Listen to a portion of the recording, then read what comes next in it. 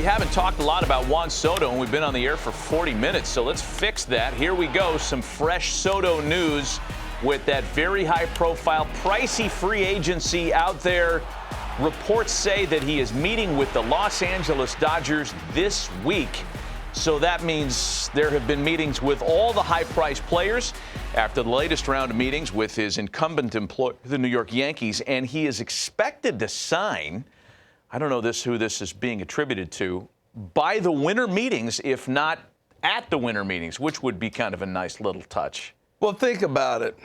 If you're the Yankees, you go, I want last shot, right? Okay. So he's been Red Sox, Toronto. Who else we heard of? Mets. Today's the Dodgers. Right. And then the Yankees. Right. And so those are the main 5 players. You know, we heard about mystery teams. There's 4 others, all that. I think everybody's getting to the point of, okay, are we playing in the 600 territory if that number's real? These 5 teams are probably the only ones doing it. So yeah, I think I said yesterday, it looks like they've accelerated the meetings and everything else. What are you going to tell him? Hey, there's a what? Madison Square Garden's the famous basketball court in the world. What are you going to tell him? Yeah. You know? You can eat at Tao. Yeah, I mean, you can do that as a Met, too, by the way. Yeah, so everybody's sitting there going, even in L.A., you know, there's the Hollywood star. I mean, what the heck? We give him a star on Hollywood? Yeah. You know, what are they going to do for him? It's about the dollar. Right. Now we start hearing the money. So we should remind folks of what we talked about to start the show if you weren't with us at the top of the hour, and that's the Carlos Baerga-generated report. According to Hector Gomez, vis-a-vis Carlos Baerga, the Mets' initial offer to Juan Soto yesterday in L.A., $660. Remember, after he was reportedly turning down the $450 that the Nationals offered him before they eventually sent him to San Diego, and then he went to San Diego and took a year and a half off of his career just to take walks, we all thought the $450 was gone. We thought it was a calculated error that he didn't take the $450. Yeah. He was right. He and his camp, the Boris camp, who, by the way, they know more about this than we do, turns out they made a pretty good choice in saying no to the $450. Yeah, I think there's some things that factored in there. There's no doubt about it with how you turned that down. What was he, 23, 24 years old? With controllable service time left, but, you know, there's... But, I mean, here we are. I'm staggered at the number. I know everybody's holding up signs at the game, $600 million, $750, and I never really thought it was getting there.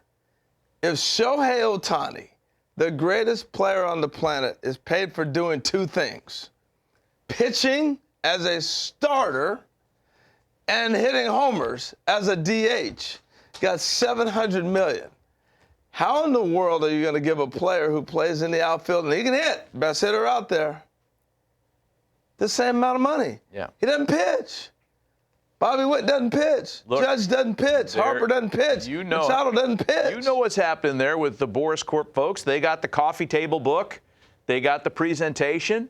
This is what Juan Soto will do for your Dominican Academy players. This is what he'll do for your legacy. This is what he'll do for your marketing. Oh, and by the way, plus 15 on your win total from last year. Like, they make a very powerful presentation. So if that number gets to 660 as is being reported out there, guess we shouldn't be surprised. I've always said the player negotiates the contract by how you play. He could not have had a better year. Yeah. He brought the Yankees to the World Series. They don't get there without him. Mm-hmm. The year he put up, he was incredible. He bounced back this year because he didn't swing the bat like he was capable the last couple seasons. He was incredible, off the chain, best hitter in baseball. So Juan Soto did what he needed to do, and now Scott Boras is doing what he needs to do. He's going to get his money. Yeah. He is. I just want to know where, that's all. But the most interesting part of this to me isn't the dollar figures. I'm not qualified to be sifting through all those things. The fact that it's going to happen before the winter meetings, according to reports that are out there now, that's fascinating. I can see that happening because, and I think it's great for the sport, because the market cannot get done. And you made the point. Him. You made the point yesterday that you're holding up your own market. Yes. You got other players that you got to get going here. So figure out your top tier, and then everything else falls into place. Because actually, you know, if you're negotiating a deal, right? If you're a player, You look at who's getting what, and how do I compare to that player? Yeah. That's how you set your market.